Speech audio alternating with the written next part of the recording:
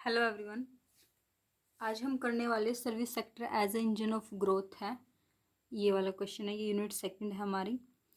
तो इसमें देखो सर्विस सेक्टर क्या है, सिंगल है, लार्जेस्ट है, बट फास्टेस्ट ग्रोइंग सेक्टर है इंडिया में। इंडिया में एक ऐसा सेक्टर है जो सबसे फास्टेस्ट ग्रो कर रहा है इंडिया में and contributing more to the output and employment. Output भी अच्छा निकाल रहा है और एम्प्लॉयमेंट भी जनरेट कर रहा है सर्विस सेक्टर। तो सर्विस सेक्टर में क्या है, तो पहले हमें थोड़ा समझ लेते हैं सर्विस सेक्टर में आते आते कौन सी चीज़ें आती है सर्विस सेक्टर में। उससे पहले एक पॉइंट हो रहा है कि जीडीपी में 53 करता है, ना कि 55। ये पुराना डाटा है, अब 53 हो गया है कि जीडीपी में सर्विस सेक्टर का 53% कॉन्ट्रीब्यूशन होता है और एम्प्लॉयमेंट में 28% कॉन्ट्रीब्यूशन होता है सर्विस सेक्टर का।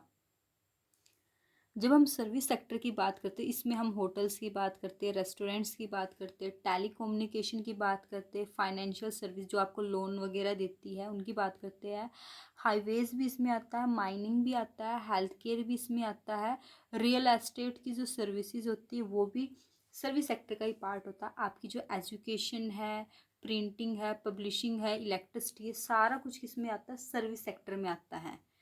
तो सर्विस सेक्टर का कंट्रीब्यूशन क्या है, देखो सर्विस सेक्टर का कंट्रीब्यूशन दो इंडस्ट्रीज़ में, होटल में और रेस्टोरेंट में बड़ा बढ़ता जा रहा है। अगर आप ध्यान से देखते हो तो आपके आसपास के एरिया में जहाँ पहले होटल या रेस्टोरेंट नहीं थे, अब आपको ईजिली थोड़ी थोड़ी दूरी पे आपको छोटे छोटे रेस्टोरेंट मिल जाते हैं, होटल भी मिल जाते हैं, अभी तो ईजिली हमें अवेलेबल हो जाते हैं, ट्रांसपोर्ट भी मिल जाता है हमें। तो ये सब क्या, ये सब सर्विस सेक्टर का पार्ट है।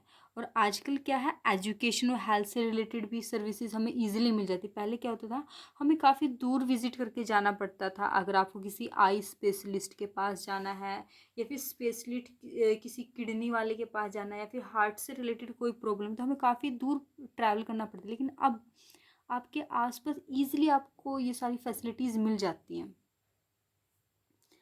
तो अब क्या है, न्यू टेक्नोलॉजी अडोप्ट की जा रही है। तो न्यू टेक्नोलॉजी भी क्या है, सर्विस सेक्टर का ही पार्ट है। जैसे फ़ोन, पहले कीपैड वाले फ़ोन से हम स्मार्टफोन पे कन्वर्ट हो गए, तो ये क्या है, आपकी न्यू टेक्नोलॉजी है।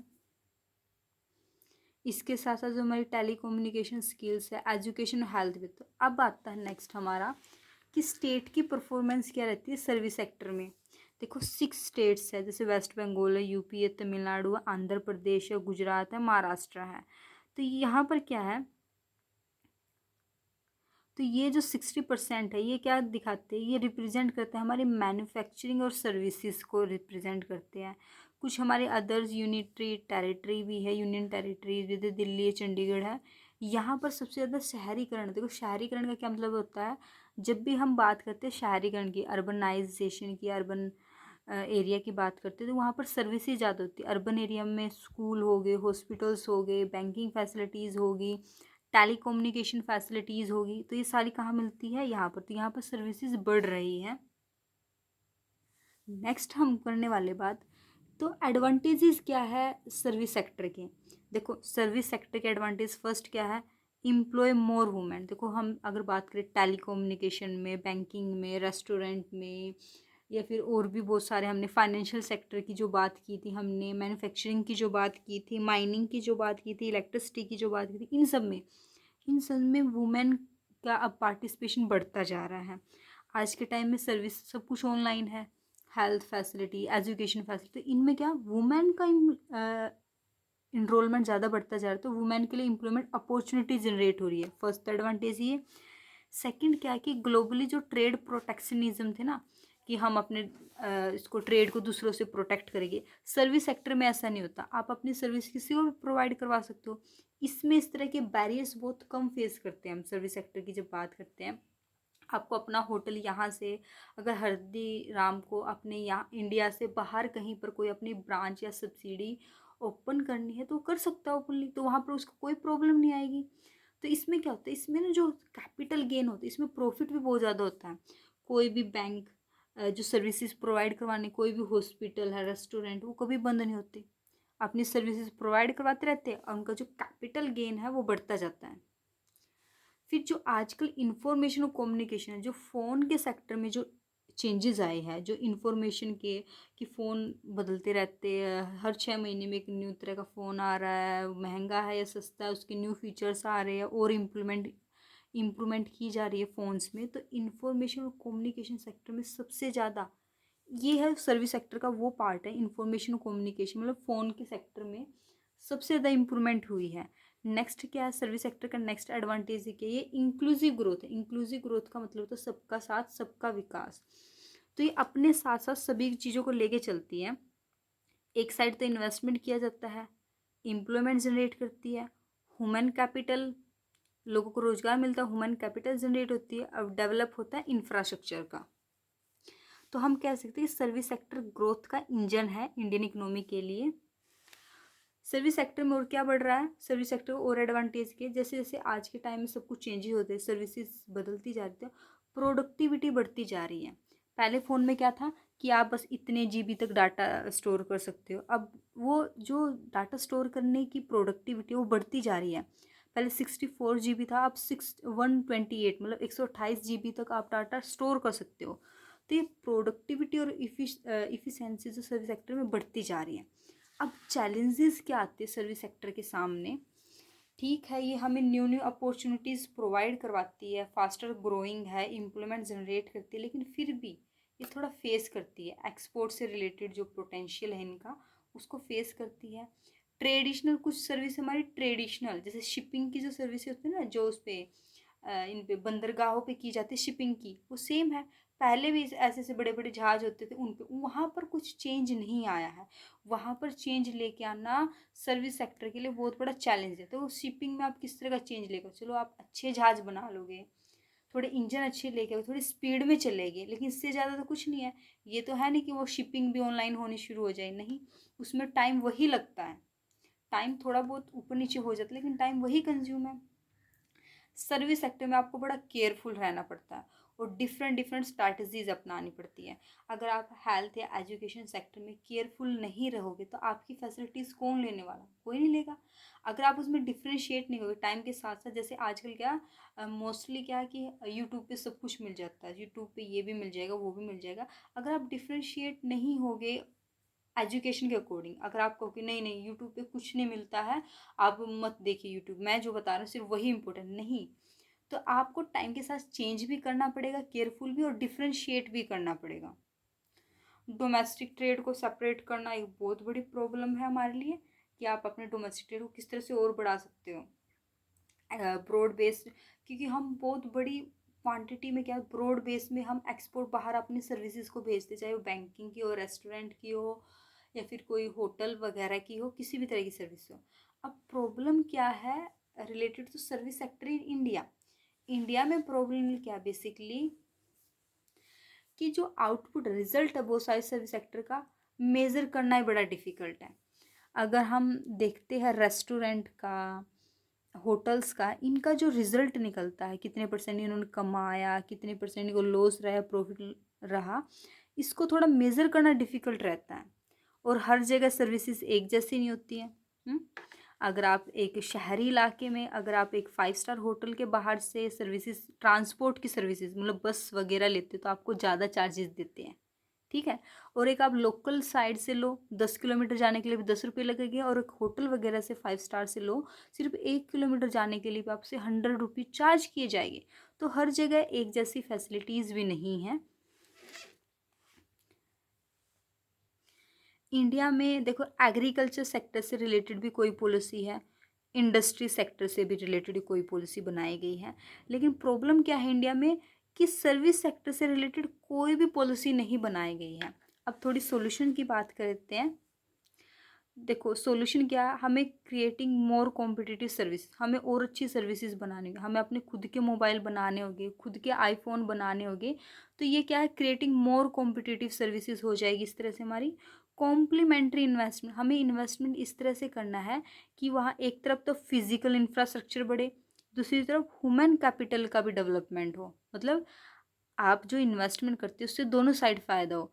देश की इकोनॉमी में क्या है, इंफ्रास्ट्रक्चर भी बढ़े, सड़कें बढ़े, होटल बने, या फिर कुछ और टाइप का जो इंफ्रास्ट्रक्चर चलता है हमारा वो हो, साथ के साथ उससे रहने वाले आसपास के लोगों को भी प्रॉफिट हो। तो इसके लिए गवर्नमेंट के कुछ इंसेंटिव्स है, स्वदेशी और ये startup India, stand up India, digital India, skill India, ये इस तरह के आज नेक्स्ट क्वेश्चन हम डिस्कस करने वाले terms of trade between agriculture और इंडस्ट्री। मतलब जो व्यापार, टर्म्स ऑफ ट्रेड क्या होती है? व्यापार की शर्तें। टर्म्स ऑफ ट्रेड का क्या मतलब होता है कि आपको, अगर मैं टर्म्स व्यापार करने की शर्त है, अगर आप मुझे 5 रुपये दे रहे हो तो मैं बदले में आपको इतने ही देने वाला हूँ, ये एक शर्त है। अगर आप एग्री करते हो तो अच्छी बात, अगर आप एग्री नहीं करते तो टर्म्स ऑफ ट्रेड हमारे बीच में अनफेवरेबल होगी। या फिर इस तरह से कई बार अगर हमें लगता है कि हमें इस चीज़ की ज़्यादा ज़रूरत है तो हम कम चीज़ के लिए भी ज़्यादा चीज़ देने के लिए एग्री हो जाते हैं। तो इससे क्या होगा, हमारे टर्म्स ऑफ ट्रेड हमारे फेवर में नहीं होगी और इसका अपोजिट हमारे फेवर में होगी। तो मेनली पहले इंडियन एग्रीकल्चर की थोड़ी बात करते हैं, इंट्रोडक्शन से स्टार्ट करते हैं। सबसे पहले लिखना आपको टर्म्स ऑफ ट्रेड क्या होती है, फिर स्टार्ट करो कि इंडियन एग्रीकल्चर क्या है। देखो इंडिया क्या है, लार्जेस्ट प्रोड्यूसर है। इंडिया सबसे मतलब लार्जेस्ट, मतलब काफ़ी ज़्यादा मात्रा में प्रोड्यूस करता है क्या, मिल्क, पल्सीज और जूट को, दूध और दालें और जूट को। और सेकंड लार्जेस्ट प्रोड्यूसर इंडिया किस चीज़ में है, राइस में, वीट में, शुगर केन में, फ्रूट में और कॉटन में है। लेकिन वन ऑफ द लीडिंग, मतलब लीडिंग है पूरी दुनिया में, सबसे ज़्यादा लीडिंग प्रोड्यूसर कौन है इंडिया, किस चीज़ में, मसालों में, फिश में और लाइव स्टॉक में हम सबसे नंबर 1 है। जो भारत ना, जो वैश्विक ग्लोबल एग्रीकल्चर आउटपुट में कितना परसेंट कंट्रीब्यूट करता है, 25%। पूरी दुनिया में जितना भी एग्रीकल्चर सेक्टर से रिलेटेड आउटपुट होता है ना, एंड रिजल्ट निकलता है हमारा, आउटपुट या उत्पादन निकलता है, उसका 25% अकेला इंडिया से आता है। तो इंडिया का जो एग्रीकल्चर सेक्टर है, एम्प्लॉयमेंट में 44% कंट्रीब्यूट करता है। इसका मतलब है 100 में से हर 44 आदमी एग्रीकल्चर सेक्टर में काम पर लगे हुए हैं। और जीडीपी में सिर्फ 14% कंट्रीब्यूट करता है एग्रीकल्चर सेक्टर। फिर बात करते हैं थोड़ा टेक्सटाइल सेक्टर के बारे में या फिर इंडस्ट्रियल सेक्टर के बारे में मेनली। तो इंडस्ट्री जब हम सेक्टर की बात करते तो हम बात करते हैं iron, steel, textile, jute, sugar, cement, paper या ऑटोमोबाइल इंडस्ट्री की बात करते हैं। तो हमारा इंडस्ट्री सेक्टर क्या, जीडीपी में तो इसका 31% कॉन्ट्रीब्यूशन है और रोजगार में कितना है, 28% कॉन्ट्रीब्यूशन है। अब हम करने वाले टर्म्स ऑफ ट्रेड एग्रीकल्चर में क्या, इसमें क्या व्यापार की शर्तें, पहले एग्रीकल्चर में क्या है, मतलब फेवरेबल पॉइंट और अनफेवरेबल पॉइंट, मतलब इसके बेनिफिट्स क्या है और इसके लॉसेस क्या है, इस तरह से। देखो पिछले कुछ सालों की अगर हम बात करें तो इंडिया की जो व्यापार की शर्तें ना एग्रीकल्चर से रिलेटेड, उनमें थोड़ा सुधार हुआ। इसका कारण क्या है, फर्स्ट तो रीजन क्या है, हमारी जो टर्म्स ऑफ ट्रेड इंप्रूवमेंट हुई है क्योंकि हमारे जो एग्रीकल्चर कॉमोडिटी उनके प्राइसेस बढ़ गए हैं, क्योंकि हमें एमएसपी दिया जाता है फसलों पे, तो उनके प्राइसेस बढ़ गए, इसलिए हमारी टर्म्स ऑफ ट्रेड थोड़ी अच्छी हुई है। सेकंड है, अगर हमारे जो टर्म्स ऑफ ट्रेड की वैल्यू, हम जब किसी भी देश के साथ व्यापार करते हैं, एग्रीकल्चर प्रोडक्ट्स लेते हैं, अगर वो टर्म्स ऑफ ट्रेड की वैल्यू हमारी अबव 1 आती है, मतलब एक से ज़्यादा आती है, एक से ज़्यादा आती है तो मतलब फेवरेबल होगा, और एक से कम आती है तो मतलब अनफेवरेबल कंडीशन होगी हमारी टर्म्स ऑफ ट्रेड की। फूड पे हम सब्सिडी देते हैं, उसको बढ़ाते जा रहे हैं। तो क्वेश्चन आता है कि टर्म्स ऑफ ट्रेड एग्रीकल्चर में फॉर्मूला क्या है, तो इसका फॉर्मूला यही है, agriculture prices divide by industry price. मैंने अभी कहा ना, अगर आपकी टर्म्स ऑफ ट्रेड एक से ज़्यादा है तो ठीक है, एक से ज़्यादा होने का मतलब कि एग्रीकल्चर प्रोडक्ट के प्राइसेस ज़्यादा है आपके इंडस्ट्रियल प्राइसेस से, और एक से कम होने का क्या मतलब है कि इंडस्ट्री के प्राइसेस ज़्यादा है एग्रीकल्चर प्राइसेस से। ठीक है। सेकंड है फिर आपका कि जो फार्मर्स को इंसेंटिव्स मिलते हैं, फर्टिलाइजर्स है या फिर जो ट्रैक्टर मिलता है या फिर जो सोलर पावर प्लांट है जो कि ट्यूबवेल्स के लिए मिलता है, उन पे सब्सिडीज इंडिया बढ़ाता जा रहा है। इसके कारण हमारी जो टर्म्स ऑफ ट्रेड हमारे फेवर में होती है। लेकिन अब फेवर में कब नहीं होती है, क्योंकि डब्ल्यूटीओ ने इंडिया के जो एग्रीकल्चर सेक्टर से रिलेटेड टर्म्स ऑफ ट्रेड के बारे में क्या कहा, उनका एक कॉलम है AOA, एग्रीमेंट ऑन एग्रीकल्चर। इसमें वो कहते हैं कि इंडिया जो अपने फार्मर्स को सब्सिडी देता है, चाहे वो एग्रीकल्चर ट्यूबवेल्स पे, ट्यूबवेल्स लगाने के लिए सोलर प्लांट, ट्यूबवेल्स पे जो सोलर प्लांट लगती है उस पर देता है, या फिर फर्टिलाइजर्स पे देता है, उनको कम करें। एग्रीकल्चर जो फूड प्राइस है उनको कम करें, क्योंकि हम एमएसपी देता है, तो डब्ल्यूटीओ कहते हैं कि आपको एमएसपी नहीं देनी है। फिर कहते हैं कि किसानों का लोन कम करें, मतलब किसानों को हम लोन देते हैं ना, अगर आपको बागवानी लगानी तो आपको इतना लोन मिलेगा, इतनी सब्सिडी मिल जाएगी। तो डब्ल्यूटीओ कहता है कि इनको कम करें। तो अगर हम इनको कम कर देंगे तो एग्रीकल्चर सेक्टर में क्या होगा, किसानों की लागत बढ़ जाएगी, लागत बढ़ेगी, प्राइसेस भी उनको फिर फिक्स नहीं मिलेगी, क्योंकि हम एमएसपी को भी तो ख़त्म करने की बात करें ना। ठीक है। तो अभी रिसेंटली जो किसान आंदोलन हुआ था अभी ये 2024 में, तो उनका एक सबसे बड़ा मुद्दा यही था, वो कह रहे थे कि जो इंडिया है वो WTO के एग्रीमेंट से बाहर निकले जो एग्रीकल्चर से रिलेटेड है। फिर हम बात करते हैं terms of trade in industry, तो सेम विद इंडस्ट्री में भी यही है। अगर आप फेवरेबल लिखोगे तो कहोगे कि सरकार न्यू न्यू पॉलिसी लेके आ रही है, स्टार्टअप्स को इम्प्रूवमेंट कर रही है, एंटरप्रेन्योरशिप को, उद्यमिता को बढ़ावा दे रही है, और इंडिया के इंडस्ट्री सेक्टर को डेवलप करने के लिए स्किल लेबर प्रोवाइड करवा रही है। ये इस तरह के पॉइंट्स है। इससे तो क्या होगा, हमारी टर्म्स ऑफ ट्रेड हमारे फेवर में होगी। फेवर में कब नहीं होगी व्यापार की शर्तें जो इंडस्ट्री से रिलेटेड है, अगर हमें स्किल लेबर नहीं मिलते हैं, जो हम इंडस्ट्री लगाने के लिए जो सब्सिडी दे रहे हैं वो कम दी जाती है। तो इसमें एक आता है आपका WTO का टेक्सटाइल से रिलेटेड कोई एग्रीमेंट है, जिसमें WTO कहता है कि इंडिया में जो टेक्सटाइल है उनके प्राइसेस कम होते हैं, इसलिए पूरी दुनिया में उनके प्रोडक्ट सस्ते होते हैं, तो इंडिया को अपने टेक्सटाइल के प्राइसेस बढ़ाने चाहिए ताकि और देश भी टेक्सटाइल की चीज़ें बनाए। वो चीज़ बनाते तो उनको महंगे पड़ते हैं। क्यों महंगे पड़ते हैं? क्योंकि इंडिया में तो लेबर्स, टेक्सटाइल का काम मेनली हाथों से ज़्यादा होता है मशीनों की तुलना में, और इंडिया में लेबर सस्ते होते हैं। सस्ते लेबर लगा के हम सामान बनाते हैं, उसको कम रेट्स पे बेचते हैं, इसलिए पूरी दुनिया में टेक्सटाइल में इंडिया अच्छी खासी पोजीशन पे है। बाकी कंट्री इसी चीज़ का विरोध करती है कि यहाँ पर सस्ते इसलिए क्योंकि यहाँ पर लेबर इजीली मिल जाते हैं। तो WTO कहती है कि आप अपने टेक्सटाइल के प्राइसेस बढ़ाइए। आज के लिए इतना ही, थैंक यू। इसके बाद आप और भी लिख सकते हो कि अगर टर्म्स ऑफ ट्रेड जो एग्रीकल्चर से रिलेटेड है, अगर वो इंडिया के फेवर में होगी तो इंडिया को क्या क्या बेनिफिट होने वाले हैं। इंडस्ट्री की अगर इंडिया के फेवर में होगी टर्म्स ऑफ ट्रेड तो इंडिया को क्या बेनिफिट होने वाले हैं, अगर फेवर में नहीं है तो क्या लॉस होने वाली है। तो रीजंस थे ना, ये जो मैंने करवाई तो रीज़न है। अगर हम सब्सिडी को कम कर देते ये तो हमें इससे क्या होगा, एग्रीकल्चर की जो टर्म्स ऑफ ट्रेड हमारे अगेंस्ट जाएगी, अनफेवरेबल हो जाएगी। प्राइसेस कम कर देते तब अनफेवरेबल हो जाएगी। आज के लिए इतना ही, थैंक यू।